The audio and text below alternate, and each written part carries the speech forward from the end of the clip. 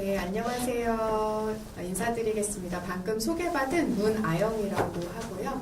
저는 피스모모라고 하는 비영리 단체에서 대표로 활동을 하고 있습니다.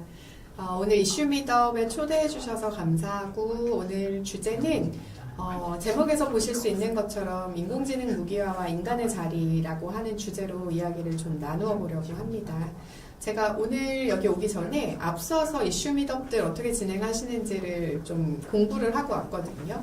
그래서 약간 중복되는 이야기들을 피해서 이야기해 보려고 할 텐데, 또 오늘만 들으시는 분들도 계실 수 있어서 너무 어쩌면 약간 앞이랑 중복되는 이야기가 있을 수도 있어서 미리 양해를 구하겠습니다.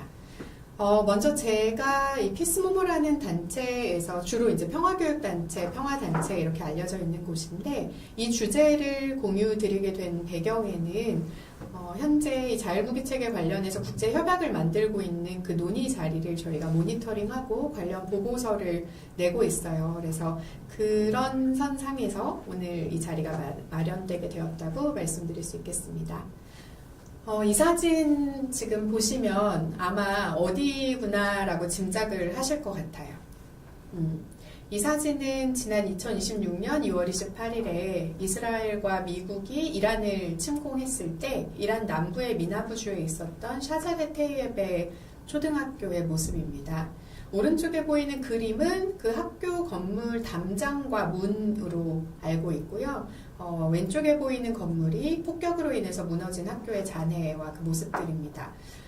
사실 자율살상무기 체계에 대해서 막연하게 SF 영화를 통해서 저희가 그려볼 수 있는 경험들은 있었던 것 같아요. 근데 이게 실제로 저희가 살아가는 세계에서 보게 되고 눈앞에서 이 학교에 갔던 아이들이 돌아오지 못하게 되는 현실로 구현되는 거, 이것을 지켜보면서 굉장히 두려움이 들었던 것 같아요.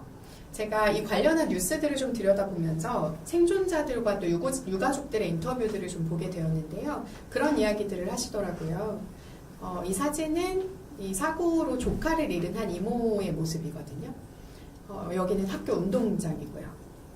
그런데 그런 이야기를 하시더라고요. 그 2월 28일 날 아침에 약간 저희 재난문자 받듯이 공습이 있을 거라는 경고문자를 받았대요. 그래서 그 경고문자를 받고 아이들이 학교에 가 있는 그 양육자들이 아이들을 구하러 학교로 막 이동을 시작했는데, 그 이동할 수 있는, 그러니까 물리적으로 아이들을 구할 수 있는 시간보다 이 폭격이 훨씬 빨랐고, 뉴스를 통해서 알려져 있듯이 24시간 동안 약 1000개의 표적을 타격한 것으로 이야기되고 있고, 그냥 수치적으로만 계산을 해보면 한 개의 표적당 약 1분 30초 정도를 안 쓰는 거거든요. 그러다 보니까 이 이란의 폭격이 정말 압도적인 가공할 만한 속도로 진행되는 과정 속에서 누구를 구한다라고 하는 것을 상상하기 굉장히 어려웠을 것 같다. 그래서 생존자나 유가족들의 메시지에 보면 이제 구하러 가다가 또는 아이를 데리러 가다가 눈앞에서 학교가 폭격을 당하는 것을 목격하기도 했다. 이제 이런 이야기들이 들려왔어요. 그리고 뉴스를 좀 자세히 들여다보다가 발견한 또 다른 이야기는 이 학교가 폭격을 2번 당했다고 하더라고요. 첫 번째 폭격이 있고 나서 약 한 10분 정도 후에 두 번째 타격이 있었다고 하는데, 그 두 번째 타격이 있었던 이유는 원래 이란 혁명수비대 건물로 알고 있었기 때문에 그 공간을 타격하고 그 상황을 수습하러 나오는 추가적인 사람들을 타격하기 위한 목적이었을 것이다 라고 하는 추정을 들었습니다. 이 사고와 관련해서는 아직 조사가 진행 중이기 때문에 하반기 중으로 유엔의 조사 결과나 미국 정부의 조사 결과가 나와야 되고, 사고가 있고 나서 미국 의회, 특히 상원에서 국방부에 질의를 했었어요. 이 사고에 인공지능 시스템이 개입된 것이 맞느냐, 그것 때문에 이 사고가 발생한 것이냐라는 질문이 있었는데, 지금까지 밝혀진 이야기는 사실 인공지능의 문제라기보다는 여기에 입력된 데이터의 오류로 인해서 이 사고가 발생했다라고 하는 것이 예비조사 결과의 내용입니다. 저는 이 사진을 되게 요즘 많이 보게 돼요. 뭐 강의를 통해서 많이 뵙고 이야기를 나눠야 돼서이기도 하지만, 이게 학교의 운동장이잖아요. 아이들이 이제 뛰어놀고 수업 시간에 수업을 듣기 위해서 이제 걸어갔어야 되는 운동장이 무덤이 되어버린 이 상황. 그리고 이란이라고 하는 이 사회의 특성상 굉장히 억압적인 구조 안에서, 물론 그것을 억압으로 생각하지 않는 분들도 이란에 살고 계시겠죠. 근데 이 침공 이전에 사실 추정하건대 한 3만여 명의 사람들이 여러 시위 과정에서 희생됐을 것이다 라고 하는 이야기도 있는 맥락 속에서 이 장면을 마주하는 마음이 굉장히 복잡한 것 같아요. 그리고 학교가 175명이 묻혀야 하는 무덤이 되어서 땅이 부족했다라고 하는 관계자들의 이야기를 들을 때 도대체 이 세계가 어떤 세계가 되어버린 것인가라고 하는 질문을 하지 않을 수 없는 것 같습니다. 이미 앞에서도 공유를 많이 했고 뉴스를 통해서 여기 오신 분들은 관심이 많으셔서 잘 알고 계실 것 같은데요.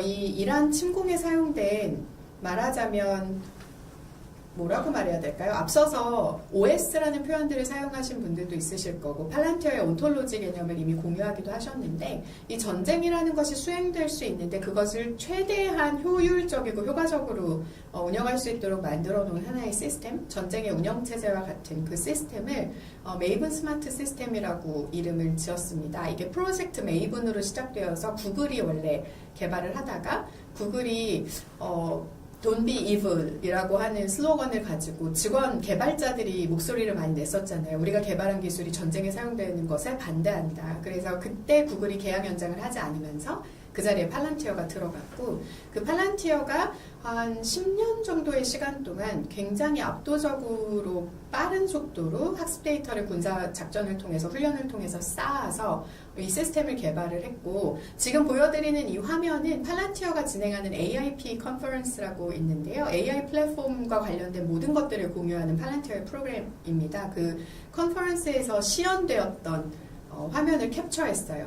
그 캐머런 스탠리라고 미 국방부에서 인공지능 관련한 것을 담당하는 사람이 나와서 이제 이야기를 막 하면서 우리가 이 팔란티어의 메이븐 스마트 시스템을 통해서 전쟁을 수행할 때 이거는 정말 혁명적이다라고 하는 표현을 사용했었어요. 그러면서 보도가 많이 되기로 오른쪽 클릭, 왼쪽 클릭, 오른쪽 클릭 한 번 하면 타격하게 된다라는 표현을 사용하면서 이제 화면을 보여줍니다. 어떤 식으로 진행이 된다. 그래서 이 화면에 띄워져 있는 장면들을 눈으로 보시면 짐작하실 수 있을 거예요. 이 타격이라고 하는 공격 행위를 하나의 워크플로우로 볼 수 있도록 약간 슬랙 같은 어떤 그런 프로그램들 눈앞에 배치해서 볼 수 있게 해주는 것처럼 그 플로우 자체를 볼 수 있게 하는 노션 같은 느낌도 저는 좀 받았어요. 그리고 오른쪽에 보시게 되면 여러 가지 정보들을 융합해서 하나의 화면 속에서 종합적인 판단을 할 수 있도록 제공해주는 이 모든 것들이 반영되어 있는 것이 메이븐 스마트 시스템이다 라고 이야기할 수 있겠습니다. 그래서 이 결과가 나온 이 이란 침공 상황이 보도되고 나서 이야기들을 들어보니까 과거의 이라크 전쟁 때는 정보 분석관 2,000명이 하던 일을 이 메이븐 스마트 시스템과는 20명이 하고 있다. 그래서 사람 숫자가 정말 혁신적으로 줄어들었다. 인공지능이 정말 큰 역할을 하고 있다라고 하는 이야기들을 나누고 있죠. 제가 메이븐 스마트 시스템을 좀 들여다보면서 어째서 이 사고가 발생했고 왜 막을 수 없었는가를 고민해보게 됐는데요. 그냥 거칠게 정리한 거예요. 거칠게 정리한 거고 앞선 강의들에서 얘기하셨던 것처럼 뭐 우다라고 이야기하는 OODA 루프라는 게 있잖아요. 그래서 관찰하고 방향을 설정하고 결정하면 액션하는 그 안에서 사람이 어떤 지점에 어떤 역할을 할 것인가를 두고 인공지능에서 human in the loop, human on the loop, human out of loop 이렇게 얘기를 하는데 이 메이븐 스마트 시스템을 보게 되면 첫 번째로 데이터를 종합하고 융합하는 단계가 있고 두 번째 단계에서 인간이 데이터 라벨을 분석하고 검토하는, 검증하는 단계가 있어요. 그런데 이 이란 혁명 수비대의 건물로 생각되었던, 건물로 얘기되었던 사실은 10년 전부터 학교가 되어버렸던 이 건물이 여전히 이란 혁명 수비대의 건물이라고 데이터에 입력이 되어 있었고 그 업데이트되지 않은 데이터가 이 시스템 안에 들어감으로써 인간 분석가가 실제 데이터와 이 지금 가지고 있는 데이터 사이의 불일치를 발견할 수 있는 기회를 놓쳤다. 첫 번째로는 기초 데이터에 있는 오류를 잡지 못한 거, 업데이트하지 않은 잘못이 있고 두 번째는 이걸 검증할 수 있는 기회가 있었는데 검증에 실패했다. 그리고 3단계, 4단계에는 이 메이븐 스마트 시스템 안에서 인공지능이 빠르게 정보들을 융합하고 또 추천해주는 과정이 되고 마지막 5단계에 인간 운용자가 타격을 할 것인가 하지 않을 것인가를 최종 판단할 수 있는 단계가 있는데요. 2단계에서 이 표적을 타격하지 않기로 하는 결정을 하지 못했죠. 그래서 미나부의 이 샤자르테베 초등학교에 오폭이 발생하게 됐습니다. 근데 현실적으로 그러면 어느 지점에 인간이 개입했으면 이런 사고가 나지 않았을까를 생각해 보면 1단계와 2단계에서 인간의 검증이 책임있게 이행이 되었으면 이런 사고를 방지할 수 있었겠다라고 생각해 볼 수 있을 것 같아요. 왜냐하면 5단계까지 가게 되면 거기서 인간이 인공지능이 융합된 정보를 가지고 추천해준 타격을 어떤 근거를 들어서 이것이 표적이 되면 안 된다, 타격되면 안 된다라고 이야기할 수 있는가. 인간 운용자가 인공지능의 방대한 데이터를 기반으로 추천해준 표적에 대해서 이상합니다라고 이야기할 수 있을 만큼의 데이터를 인간 운용자가 가질 수 있는가. 그래서 현실적으로 저는 마지막 단계에서 이 타격 결정을 유보하는 것은 사람에게 굉장히 어려운 결정이 될 수 있을 거라는 생각을 해요. 그래서 초기 단계의 그 오류를 바로 잡지 못한 것이 치명적인 참사로 이어졌다라고 이야기할 수 있겠습니다. 이 지점에서 이 미나부 초등학교의 오폭 사건과 관련해서 누가 그러면 책임이 있는가라는 질문을 많이 하고 책임이 분산되어 있다라고 하는 이야기들도 많이 나누는데요. 이 자율무기의 핵심은 이 무기를 가지고 누군가는 피해를 입고 목숨을 잃는 상황까지 갈 수 있으나 그래서 누가 이 결정을 내렸는가라고 해서 책임자를 저희가 선정하려고 볼 때 너무나도 미세한 단위로 책임들이 쪼개져 있다 보니까 특정한 한 사람의 책임이다라고 지목하는 데 어려움이 있다. 더군다나 인공지능 시스템 안에서 이 설명 가능성이라고 하는 것이 투명하게 관리되지 못하고 있고 인공지능이 왜 이런 결과를 출력했는지에 대해서 그 논리 구조를 충분히 알지 못하는 게 현실 인간들의 상황이니까 인공지능 시스템을 통해서 표적이 결정되고 타격이 이루어졌을 때 누가 정말 이 타격과 살상의 책임이 있느냐라고 물었을 때 누구의 책임이다라고 특정하기가 정말 어려워지는 지점이 있죠. 그래서 미나부 초등학교와 관련해서는 이 책임이 데이터를 업데이트하지 않은 사람의 책임이다라고 하는 목소리도 나오고 있고 그 업데이트한 데이터를 검증하지 못한 데이터 라벨링 검증 책임이 있는 사람, 그 사람의 책임이다라는 얘기도 있고 상징적으로 최고 지휘관의 책임이다라는 이야기도 하고 정치적으로 이러한 제도가 적용되도록 만든 정치 지도자들의 책임이다라고 하는 이야기도 나오고 있습니다. 그래서 이런 상황들을 마주하면서 자율무기는 이런 책임의 공백이나 진공 상태를 만들 수 있다라고 하는 것을 현실에서 경험하고 있는데요. 저는 이게 약간 인공지능 무기에 대한 환각을 만들어내는 효과도 있다는 생각을 하게 됐어요. 그러니까 인공지능이 무기에 결합돼서 무기체계에 결합돼서 이렇게 전쟁에 사용됐을 때 인공지능 무기가 사용되면 책임지기가 어렵다. 인공지능이 도입된 전쟁은 이제 책임의 양상이 굉장히 복잡해져서 책임이 분산되고 이 공백이 어쩔 수 없는 것이다 라고 빠르게 포기해버리는 효과도 있을 수 있다라는 생각을 하게 되거든요. 이걸 들여다보면서 저는 한 가지 좀 흥미로운 뉴스를 봤는데요. 이게 책임의 공백이 불가피한 것이 아니라 의도된 것이었을 수 있다라는 생각을 하게 된 거예요.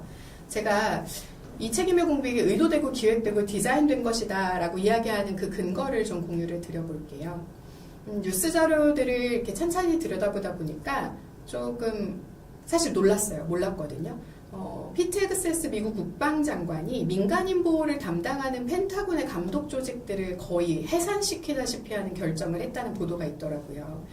들여다보니까 2025년에 200명이 담당하던 민간인 보호를 위해서 일하던 펜타곤의 그 팀을 90%의 인력을 줄였대요. 그러니까 아예 이 담당 부서를 없애지는 못했대요. 이게 의회 승인을 통해서 만들어지는 부서다 보니까 장관이 아예 없애지는 못했으나 90%의 인력을 줄임으로써 그 부서가 역할을 할 수 없는 불능의 상태를 만들어 버렸다라고 하는 것이 있었고요. 또 중동 그 중부사령부의 민간인 사상이나 민간인 피해를 관장하는 팀이 존재하는데 그 팀 역시도 10명 중에 9명을 해고함으로써 1명으로 그 부서 자체를 축소시켜 버렸어요. 그러니까 이 책임의 공백이라고 하는 것이 인공지능 기반 무기체계에서 불가피한 일이다라고 말하기에는 사실 민간인 보호를 위한 인력을 더 증대시키고 데이터 검증에 더 많은 에너지를 썼다면 벌어지지 않을 수도 있는 일이었다는 거죠. 그래서 이 기술이라고 하는 것이 보여졌을 때 기술의 발전 저는 요즘 이게 기술의 발전이 맞는가라는 질문도 하게 되거든요. 매끄러워 보이는 어떤 기술이라고 하는 것의 외피, 거기에 압도되는 경향이 있는 것 같아요. 그리고 전쟁이라고 하는 것 역시도 금속성의 무기와 우리가 어떻게 개인적으로 결정에 참여할 수 없는 곳에서 의사결정이 일어나다 보니까 이 사안을 거리를 두고 바라보게 되는, 그리고 내가 뭔가 할 수 있는 게 없을 것이다 라고 거리감을 느끼면서 바라보게 되는 경우들이 많은 것 같은데, 사실 이 폭격은 막을 수 있는 폭격이었다라는 생각을 다시 한번 하게 되는 거죠. 그래서 이 책임의 공백이라고 하는 것은 충분히 벌어질 수 있는 상황이지만 그렇기 때문에 예방할 수도 있는 것이다 라는 생각을 하고 있고, 그래서 이 자율무기 체계라는 것이 전쟁에 도입되는 이 상황 속에 어떠한 제도들을 통해서 이것을 견제할 것인가, 민간인들을 보호할 것인가 라고 하는 질문이 지금 이 시대를 살아가는 사람들 앞에 크게 놓여 있다고 생각을 합니다. 지금 이 러시아 우크라이나 전쟁에 대해서도 앞서서 또 뉴스를 통해서 많이 접하셨을 것 같은데요. 저는 이 러시아 우크라이나 전쟁을 통해서 가장 무섭다고 생각하는 지점은 뭐냐면, 평화학자 중에 디터 젤라스라는 사람이 있어요. 이 사람이 문명화 육각형이라는 모델을 만들어서 평화라고 하는 것은 이제 문명화되는 과정 속에 있다라고 이야기하는데, 첫 번째 단계로 중요하다고 이야기했던 게 폭력의 독점, 폭력의 국가 독점이거든요. 그러니까 말하자면 군사력을 국가가 독점하고 관리해야 사회 시스템 안에서 평화가 만들어질 수 있는 기본 토대가 만들어진다라는 이야기였어요. 뭐 법치라든지 그 이후에 여러 가지 요소들이 있지만. 근데 러시아 우크라이나 전쟁을 보게 되면 이미 익숙하게 보셨듯이 드론 동호회를 하시던 분들이 우크라이나가 공격받으니까 드론을 가지고 폭발물을 설치해서 막 전쟁에 투입됐거든요. 그러니까 일상적으로 취미로 촬영으로 드론을 하시던 분들이 바로 전쟁에 투입될 수 있는 상황이 되어버렸고, 군사력의 독점이라고 했었던 국가가 가지고 있는 권한이라고 하는 것이 매우 작은 단위로 쪼개져서 누구도 언제라도 공격을 원한다라고 하면 파괴적인 힘을 가지고 공격을 할 수 있는 사회로 급격하게 전환되어 버렸다라고 저는 생각해요. 그래서 러시아 우크라이나 상황 그 과정을 보면서 굉장히 비대칭 전술을 통한 전쟁이다라고들 표현을 많이 하시는데, 오히려 전쟁에서 벌어질 수 있는 살상행위가 굉장히 파편화되고 일상화되어서 누구라도 할 수 있는 무엇이 되어버렸다. 굉장히 무서운 선을 넘어버렸다라는 생각을 하게 됩니다. 그리고 가자 지구에서 사용되고 있는 인공지능 기반 무기들이 실제로 팔레스타인 실험실이라는 책을 통해서 소개되기도 하고, 플러스 972 매거진이라고 하는 곳에서 소개하기도 했는데, 이스라엘 방위군이 그동안 축적해온 인공지능 기반 군사기술들을 팔레스타인 주민들을 말하자면 테스트베드 삼아서, 가자 지구를 테스트베드 삼아서 검증되지 않은 무기들을 실제 사람들한테 써오면서 기술을 고도화해왔다라고 하는 것을 저희가 이미 익히 알고 있죠. 그리고 그런 맥락 속에서 이란의 이 미나부 초등학교 5인 폭격까지 인공지능에 기반한 군사기술의 실전 적용이 성큼 더 큰 규모로 다가오고 있다라는 생각을 하게 됩니다. 이 AI 무기 체계 관련해서 간략하게 공유를 드리면, 사실 자율무기 체계라고 했을 때 이 자율무기 체계, 그런 움직임이 있어요. 국제사회 논의에서 자율무기 체계를 규제해야 된다, 금지해야 된다라는 이야기를 하는데요. 그럴 때 이 자율무기 체계는 사실 되게 넓은 스펙트럼을 커버하는 이야기입니다. 그래서 AI에 기반해서 정보를 제공하고 표적을 추천하는 AI 기반 의사결정 지원 도구도 자율무기 체계의 범주 안에 들어오거든요. 그런데 지금 국제사회에서 얘기하고 금지 또는 규제 협약을 만들자라고 하는 그 논의는 사실 자율무기 체계 전체를 다루고 있지는 않아요. 요 스펙트럼 다른 쪽 끝에 있는 LAWS라고 얘기하는 자율살상 무기체계만을 이야기하거든요. 이 자율살상 무기체계는 자율무기체계에 살상이 들어가기도 했고, 치명적인 자율무기체계라고 부르기도 해요. 영어로 lethal이라고 하는 개념이 들어가 있는데, 넓은 자율무기체계 스펙트럼 중에서 국제사회가 협의하고 합의해서 금지하거나 규제하자라고 논의하는 것은 자율무기체계의 아주 끝단에 있는 치명적인 자율무기체계만 규제하자라고 하는 논의예요. 그래서 이미 국제협약을 만들기 위한 논의가 지속되고 있지만 아직까지는 규제하거나 금지할 수 있는 협약이 만들어지지 못한 상태에서 이미 기술의 개발과 더불어서 자율무기 체계의 스펙트럼은 훨씬 넓어졌고 종류도 다양해졌는데, 규제 논의는 이 스펙트럼의 최끝단에 있는 것만 규제하거나 금지하는 이야기를 하고 있어서 규제가 만들어진다고 하더라도 규제 바깥으로 빠져나갈 수 있는 무기 시스템이 너무나도 많습니다. 협약 논의를 하고 있지만 협약이 만들어진다고 해서 이 모든 무기 체계를 관리할 수 없는 상황이 이미 벌어지고 있어요. 그래서 앞서 소개드렸었던 팔란티어의 그 미 국방부의 메이븐 스마트 시스템 같은 경우에도 완전 자율무기 체계라고 보기는 어렵고 자율살상 무기 체계라고 보기는 어렵고 이 전쟁 수행에 있어서 정보를 종합하고 판단을 도와주는 지휘관의 결심을 지원하는 시스템이어서 인공지능 기반 의사결정 지원 시스템인데 이것 같은 경우에는 국제에서 논의하고 있는 자율살상 무기 체계의 범주에 들어오지 않는다라고 하는 것이 현재의 상황입니다.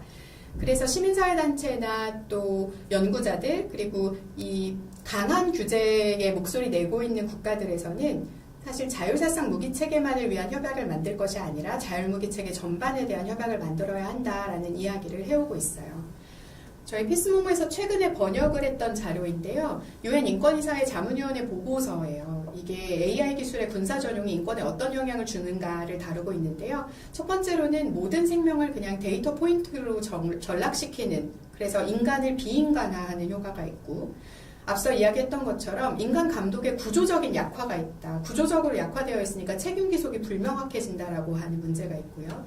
또 이 기술 격차와 권력 비대칭이 갈수록 심해지잖아요. 인공지능 기반 기술을 발전시킬 수 있는 인프라가 있고 자원이 있는 국가들은 정말 앞으로 내달리고 있는데 그렇지 않은 국가들은 이 경쟁에 사실 뛰어들 수조차 없어요. 그래서 특히 글로벌 사우스라고 얘기되는 남반구는 더욱더 취약한 상황에 놓이게 될 가능성이 높다. 이 불평등과 불균형의 피해가 심화되고 있다라는 문제 제기가 있었고요. 또 모든 기술은 사실 그런 얘기 많이 하잖아요. 칼을 누가 쓰느냐가 중요하다. 그게 이중용도 기술 얘기할 때 많이 드는 예인데 군사적으로도 사용될 수 있지만 일상에서도 사용될 수 있는 기술들, 일상용으로 개발되었는데 군사적으로 전용될 경우에 그 사이를 규제하거나 심사할 수 있는 제도들이 충분히 준비되어 있지 않아요. 사실 군사기술이 일상에 들어온 사례 되게 많잖아요. 전자레인지도 그렇고 GPS도 그렇고. 근데 군사기술이 일상에 도움을 주는 방향으로 전용되는 것과 일상적으로 사용하던 기술 또는 일상을 위해서 개발된 기술이 군사적으로 전용되는 것에는 다른 경로 설계가 필요하다고 생각해요. 왜냐하면 민간 기술이 군사기술이 되는 순간 살상할 수 있는 기술이 되잖아요. 그래서 여기에 대한 제도적인 견제가 필요한데 현재까지는 그런 제도적 견제가 존재하지 않기도 하고 잘 작동하지 못하고 있다. 그리고 에너지 블랙홀이라는 이름으로 AI 기술이 얘기되고 있고 데이터 센터가 지었을 때 어떠한 위험 요소들이 있는가, 기후에 어떤 영향을 주는가, 삶에 어떤 영향을 주는가, 영향받는 사람들의 입장에서 보아야 한다 하는 이야기들도 이 보고서 안에 담겨 있습니다. 그리고 또 하나 문제 제기하는 것 중에 하나는 이 딥러닝 기반으로 작동하는 인공지능 시스템에서 어떻게 의사결정이 이루어지고 왜 이런 결과가 나왔는지에 대해서 설명 가능성이 충족되지 않는다. 그러니까 왜 이 사람을 표적으로 삼아서 왜 공격하게 되었는가라고 하는 것을 설명하지 못하는 거죠, 이 시스템이.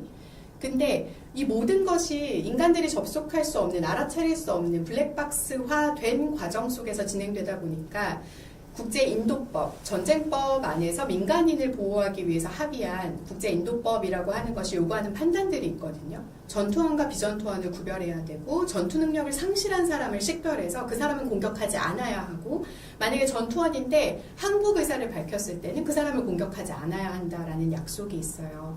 이것이 구별의 원칙으로 들어가고요. 또 비례성 원칙은 이런 공격을 받았을 때 그것에 대해서 반격을 하게 되면 그 반격하는 공격의 범주, 사이즈를 비례해서 결정해야 된다는 거죠. 이거 늘 논란이 있어요. 예를 들면 10사람이 희생당했을 때 100명을 공격하면 비례성의 원칙이 지켜진 거냐, 300명을 공격하면 비례성의 원칙이 지켜지지 않은 거냐, 늘 논쟁이 있지만 그래도 이 비례성의 원칙에 준해서 전쟁을 수행해야 된다라는 이야기를 하고요. 예상 가능한 피해는 민간인의 피해를 비롯해서 이것은 예방해야 된다는 원칙이 있습니다.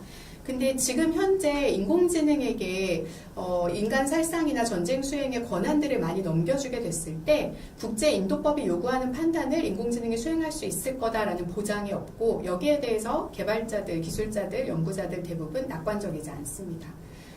이런 논의들이 벌어지고 있는 그 현장 이야기를 간략하게 공유 드릴게요. 국제규범은 2012년에 휴먼 라이트 워치라는 곳이 하버드 로스쿨이랑 같이 인간성의 상실이라고 하는 보고서를 냈어요. 그리고 이 보고서를 기반으로 2013년에 스탑킬러 로봇 캠페인이라고 하는 시민사회 네트워크가 만들어졌고요.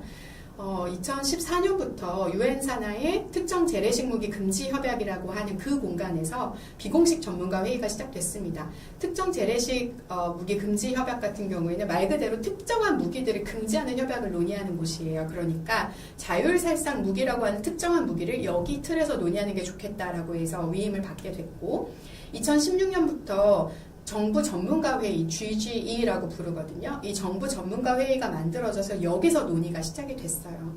그래서 논의하면서 2019년에 11개의 이행 원칙을 채택을 했지만 이것은 구속력이 있는 법은 아니었습니다. 근데 이렇게 만들어졌음에도 불구하고 지금이 2026년인데요. 자율살상 무기 체계를 규제하거나 금지할 수 있는 국제협약은 아직 만들어지지 못했어요. 10년이 되어가는 상황입니다. 그럼 왜 10년 동안 못 만들었는가? 이 CCW, 특정 재래식 무기 금지 협약 체계는요, 만장일치로 의견을 결정해요. 그러니까 단 한 국가라도 이견이 있으면 채택을 못 합니다. 그러다 보니 여러 가지 이해관계를 가진 국가들이 모여서 논의하는 과정 속에 이 조항에는 동의할 수 없다. 자율살상 무기의 성격 규정에 나는 이거는 동의할 수 없다. 이 요소는 빼야 된다. 개발 과정은 제외해달라. 등등등등의 요구가 상충하면서 계속되는 지연이 발생했습니다. 그리고 시민사회 보고서들을 보면 국제 네트워크가 발간한 보고서들을 보면요. 러시아, 이스라엘, 호주, 대한민국, 미국, 인도 등이 이 협상을 의도적으로 지연하는 국가로 이름이 올라가 있어요. 한국이 정말 수년째 반복적으로 지목되고 있습니다. 그래서 이런 부분들 속에서 2026년 올해가 되게 중요하다는 이야기를 제가 많이 드리고 있는데요. 그 이유가 지금 위임받은 권한으로 이 CCW의 정부 전문가 회의가 의미 있는, 그러니까 구속력 있는 법적 그 협약을 만들 수 있는 위임 권한이 올해로 만료돼요. 만약에 올해 안에 협약을 만들어내지 못하면 CCW 전체 검토회의가 11월에 열리는데요. 그 11월 회의에서 재위임을 받아야 되는 상황이 될 수 있어요. 근데 재위임을 받게 되면 최소 3년인데 그럼 그 말인즉슨 앞으로 추가 3년, 짧게는 길게는 5년 이상 아무런 국제 협약 없는 상태로 이 인공지능 기반 군사기술이 더 발전해 나가게 될 거고 현장에 적용된다고 해도 아무런 허들이 없는 상태로 사용하게 된다라고 하는 거죠. 그래서 더 늦어지면 안 된다라는 판단에서 저는 올해가 너무너무 중요하다는 생각을 하고 있고 이것은 저 혼자만의 생각이 아니고 이 회의에 참석하고 있는 많은 국가들과 연구자들 또 시민사회 단체들의 입장이기도 합니다. 지금 CCW 이 이름이 되게 어렵죠. GG 로우스 막 이렇게 써 있는데 특정 재래식 무기 금지 협약 정부 전문가 회의 자율살상 무기 체계 논의하는 그 회의에서 벌어지고 있는 일을 간략하게 말씀드리면 처음에는 완전 금지를 논의했었어요. 근데 완전 금지에 동의하지 않는 국가들이 너무 많다 보니까 많진 않아요. 소수의 국가지만 강력한 군사력을 가진 국가들 아까 말씀드렸던 협상 지원국들을 포함해서 그 국가들이 완전 금지에 동의할 수 없죠. 동의하지 못해요. 그러다 보니까 금지하는 항목을 정하고 나머지는 규제하자라고 하는 제안을 회의 의장이 제안을 하게 됐고 여기에 대부분의 국가들이 동의해서 지금은 이중구조 접근을 채택하고 있습니다. 그리고 이 안에서 논의되는 것 중에 의미 있는 인간 통제라는 개념이 오랜 시간 이야기되어 왔어요. 근데 여기에 대한 문제 제기가 많았습니다. 도대체 인간 통제가 의미 있다는 게 뭔 말이냐, 너무 추상적이다.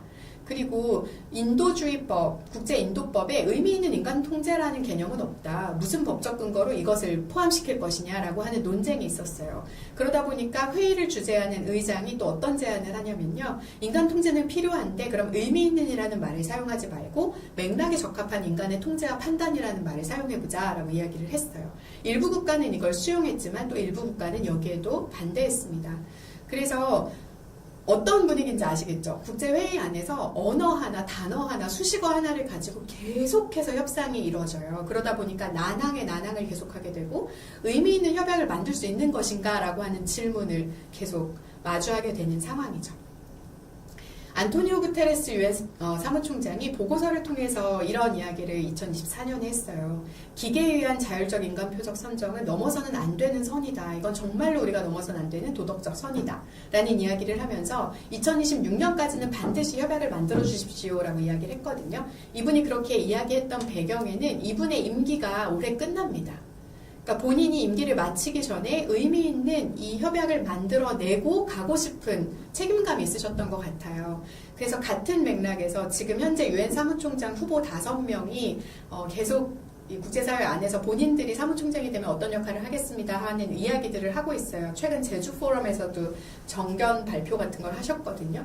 이분들도 다 이 문제의식을 가지고 계시지만 올해 만약에 의미 있는 협약을 못 만든다라고 하면 불가피하게 3년 또는 5년 그 이상을 이 논의를 지난하게 끌고 가야 되는 상황이 될 수 있고요.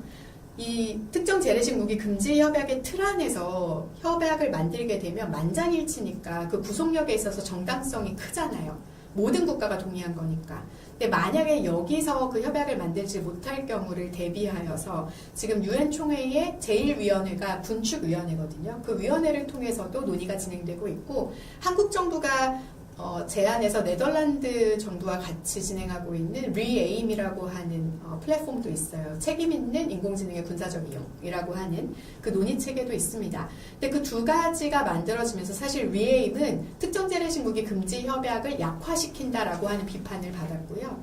유엔 총회 같은 경우에는 보완적인 형태로 진행을 하려고 하고 그동안에도 특정 재래식 무기 금지 협약의 틀에서 합의에 이르지 못한 협약들을 유엔 총회 결의안이나 유엔 총회 결의를 통해서 만든 사례들이 있기도 합니다. 이제 국내 사례로 조금 와볼게요. 국제적으로는 이 자율살상 무기체계, 자율무기체계 전반에 대한 논의는 아직 가지도 못하고 정말 뾰족하게 살상을 완전 인공지능에게 위임하는, 기계에게 위임하는 그 무기체계에 대한 논의만 진행되고 있는 상황인데 국내에서는 그럼 인공지능 관련해서 어떤 논의들이 진행되고 있는가? 일단은 인공지능 기본법이 올해 1월 22일부터 시행이 됐고 그 인공지능 기본법을 들여다보면 4조 2항에 명시되어 있는 게 있어요. 국방이나 국가안보 목적으로 대통령령으로 정하는 인공지능은 이 법의 적용을 받지 않는다라고 예외 조항이 명시가 되어 있습니다. 그래서 국방과 안보 목적의 대통령령으로 정한 인공지능은 사실 이 법의 규제 바깥에 놓여 있다. 예외 조항이 마련되어 있는 상황인데요. 이 상황에서 1월 27일에 국방 인공지능 법안이 발의가 됐어요.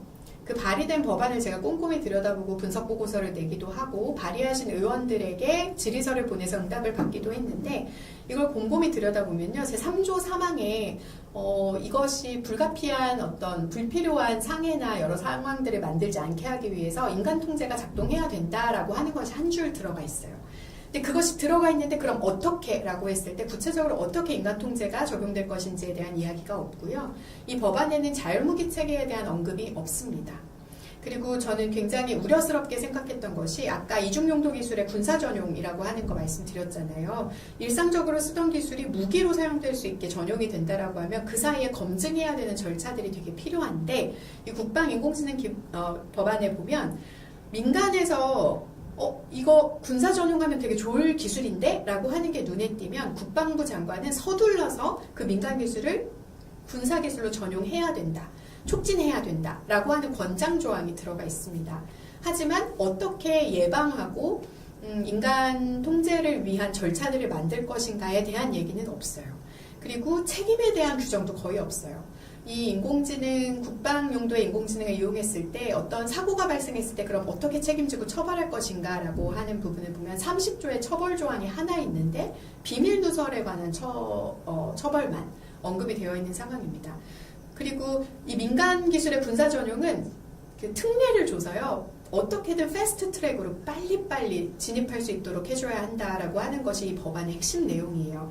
제가 근래에 이쪽 군사 분야에 계신 분들을 뵙거나 방위산업 쪽에 계신 분들을 뵙고 이야기 나눌 기회들이 있는데 그런 말씀들 많이 하세요. 제 문제제기에 동의한다, 문제의식에 동의한다. 근데 우리는 인공지능 기술 차원에서 추격해야 되는 국가다.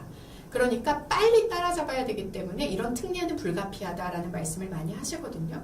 근데 그런 생각을 가지고 계신 부분도 이해가 돼요. 그분들의 분야에서는. 그래 지금 한국의 법 체계상으로 보면요, 전쟁에서 누군가를 죽일 수 있는, 그러니까 누군가를 살상할 수 있는 가장 위험한 군사 AI 기술이 아무런 법의 규제를 받지 않는 상황에 놓이게 됩니다. 그래서 가장 위험한 AI가 아무런 제재를 받지 않고 있는 상황이 한국의 상황이다라는 말씀을 드리겠습니다. 앞서 살짝 언급했었던 인간 통제와 인적 개입 보장 조항의 7가지 문제라고 하는 것은 제가 이렇게 요약을 해보았었는데, 뭐랄까, 이 시스템 전체에 민주주의적으로 다양한 행위자들이 개입해서 조절할 수 있는 장치가 부재해요. 그래서 국가인권위원회가 의견서를 냈었어요. 2025년 12월에 뭐라고 의견을 표명했냐면, 국방인공지능위원회 안에 민간 전문가와 국제법 전문가, 인도주의 전문가들이 결합해서 함께 의논할 수 있어야 된다라고 하는 의견을 냈거든요. 그 말인즉슨 국가인공지능기본법 시행령을 보게 되면은 그 시행령에서 대통령령으로 정하는 인공지능의 종류 있잖아요. 그 종류를 명시를 해놓고 있거든요. 세계기관의 기관장이 정하는 그 법에 따른 인공지능들을 국방에 필요한 인공지능으로 보겠다라고 하는 시행령 조항이 있어요. 근데 그 기관장들이 누구냐면 국정원장, 경찰청장, 그리고 국방부 장관이에요. 그럼 대통령령으로 정하는 인공지능인데 그것이 새 기관장의 의사결정에 따라서 확장될 수 있다는 얘기가 되잖아요. 그러면 이것은 군에 대한 어떤 민주주의적 통제라고 하는 것이 작동할 수 있는 제도 자체, 경로 자체가 지금 없는 상태로 법안이 추진되고 있는 것이 큰 문제다라고 이야기를 할 수 있겠습니다.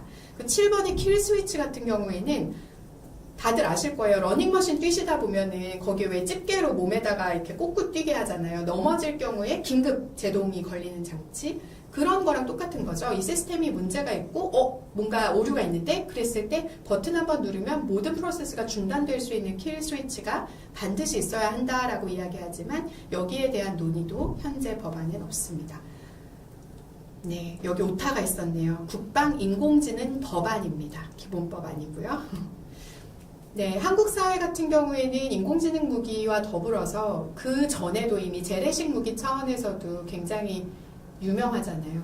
K방산이라고 하는 것이 각광을 받는다라는 보도도 많이 나오고 있고요. 그리고 특히 우크라이나 전쟁 발발 이후에 한국이 전 세계에서 가장 큰 수혜를 입었다라는 얘기를 해요. 정말 돈을 많이 벌었거든요.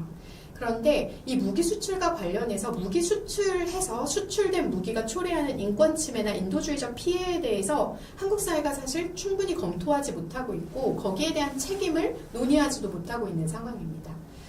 그래서 이 규제 없는 자율살상 무기까지 수출하게 된다고 하면 이거는 국제사회의 인도주의적인 재앙의 구조적인 공범이 될 수 있다라고 하는 문제의식이 있어요.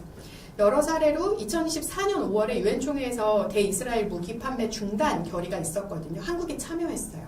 근데 참여했지만 이후에 무기 수출을 계속했다라고 하는 것을 평화단체들의 정보공개 청구와 조사를 통해서 밝혀지기도 했습니다. 그리고 이 국제규범 협상에 있어서 지원국으로서의 한국을 잠깐 살펴보면 되게 이중적인 태도를 취하고 있어요. 리에임이라고 하는 공간을 만들어서 주도하면서 제가 2024년 서울에서 열린 리에임에도 참여를 했었거든요. 근데 그 공간에서 책임의 공백이라든지 인간에 대한 살상이라든지 기계에게 살상을 위임하는 윤리적 측면에 대한 논의가 정말 100개의 이야기가 있다면 1개도 안 되는 정도의 비율로 논의가 있었어요. 그리고 이재명 대통령이 이스라엘 민간인 피해에 대해서 비판하면서 보편적 인권에 대한 이야기를 했었어요. 근데 그 보편적 인권이라고 하는 것은 말 그대로 보편이기 때문에 모든 상황에 일관되게 적용되어야 한다는 것을 전제로 하는데 사실 자율살상 무기 체계 규제를 논의하는 그 협상장에서는 이스라엘이랑 크게 다르지 않은 입장을 가진 한국의 모습들을 또 볼 수 있습니다. 그래서 한국이 지원시키는 방법들 아주 짧게만 공유드리면 치명적이라는 단어를 반드시 포함시키자고 얘기해요. 느껴지시죠? 규제를 최대한 좁게 설정해서 규제 밖을 넓히려고 하는 의도가 있어요. 그리고 이 identify라고 하는 식별이라고 하는 것을 반드시 자율살상 무기 체계의 성격 규정에 넣자고 얘기해요. 식별하지 않는 무기는 규제받지 않으려고 하는 거예요. 말인즉슨 인간이 데이터를 뽑아서 시스템에 넣게 되면 그거는 자율무기 체계에 들어가지 않는 거니까 규제를 받지 않게 되는 거죠. 그래서 한국이 계속해서 이러한 것들을 가지고 규제를 협소하게 만들고 협소하게 만들면서 지연되게 하는 역할을 해오고 있다. 라고 하는 것을 말씀드릴 수 있겠습니다. 그리고 근래에 지금까지 협상 초안이 이대로 충분하니 우리 올해는 꼭 협약을 만들어 봅시다. 협약 만드는 논의로 넘어가자라고 하는 성명서를 브라질이 시작을 했어요. 저희도 회의장에서 이 성명서 들고 다니면서 로비 활동을 했는데요. 한국은 이 협약 지지 성명에 참여하지 않았습니다. 아쉬운 마음이 좀 있죠. 마무리해 보겠습니다. 제가 이 군산정원 테크북 합체라고 하는 말을 미래학회에서 발표를 하면서 사용했거든요. 이거 제가 쓰는 말이에요 라고 여기 넣어놨는데, 아이젠하워 대통령이 퇴임하면서 군산복 합체라는 표현을 쓰면서 이걸 경계해야 된다라는 이야기를 했었고, 2025년에 바이든 대통령이 퇴임하면서는 이제 군산복 합체를 넘어서 기술산업복 합체를 경계해야 된다라는 이야기를 했고, 이 슈미덥에서 앞에 발표하신 분들이 신군수 군산복 합체라고 표현하셨던 걸 봤어요. 근데 저는 군산복 합체만의 문제는 아니라고 생각하거든요. 이것이 군, 산, 정, 언론, 그리고 기술, 이 모든 것이 복합되어서 일어나고 있는 상황이라고 보여요. 제도로 견제할 수 있겠지만 제도가 만들어지려면 그것을 뒷받침하는 정서적인 지지와 사회 문화적인 지지가 있어야 되는데, 한국 사회에서는 사실 무기를 많이 파는 것에 대한 지지와 자부심은 보이지만 그 무기가 판매되어서 어떤 결과를 초래하는가에 대한 윤리적인 고려나 책임에 대한 논의는 찾아보기 어려운 것이 현실입니다. 그리고 저는 여기에 언론의 역할도 굉장히 크다고 생각해요. 이 자리를 빌어서 이 이슈에 대해서 열심히 기사 써주고 계시는 소수의 기자님들이 너무 소중하고 감사하다는 이야기도 하고 싶습니다. 그동안 10년이라는 시간이 있었지만 지금은 규제를 논할 때가 아니야 라고 하면서 미뤄와서 이렇게 10년을 보내버렸고, 결국 인공지능 기반 무기체계에 의해서 사람들이 목숨을 잃는 상황이 도래했습니다. 그리고 한국도 비슷한 상황이에요. 규제가 필요합니다라고 이야기하면 아니야, 한국은 추격해야지, 아직 규제할 때가 아니야 라는 이야기를 하고 있어요. 국가안보, 군사안보라고 하는 영역 참 어렵고, 여기에 한 사람 한 사람이 어떤 목소리를 낼 수 있는가라는 질문이 드시기도 하고 무력감을 느끼는 경우들도 굉장히 많은 것 같은데요. 저는 개인의 차원에서 또 스스로 이 문제에 대해서 깊게 고민하는 것에서부터 여러 가지 가능성들이 만들어진다고 생각합니다. 되게 짧은 질문들이고 거친 질문들이지만 5가지 질문을 가져와 봤어요. 기계에게 인간의 생사 여탈권을 정말로 위임할 것인가? 그것에 동의하는가? 그리고 국가가 그 권한을 나의 동의 없이 위임하려고 한다면 그걸 용인할 것인가? 그리고 기술을 가진 기업가가 국가라는 이 시스템을 그대로 훔쳐가는 이것을 지켜보기만 할 것인가? 페이팔 마피아라고 하는 사람들이 미국 정부에 얼마나 깊게 개입되어 있는가, 테크 기업들이 가진 영향력, 이런 것들 한국도 동일하게 벌어질 것 같거든요. 그리고 조금 추상적인 얘기지만 이렇게까지 해서 우리가 만들고 싶은 세계는 과연 어떤 모습이고 어떤 세계인가? 마지막으로 그래서 사람은 대체 무엇으로 사는 존재인가? 이런 질문의 스펙트럼을 저희가 마주하고 더 많은 이야기들 나눌 수 있었으면 좋겠습니다. 마치겠습니다. 감사합니다.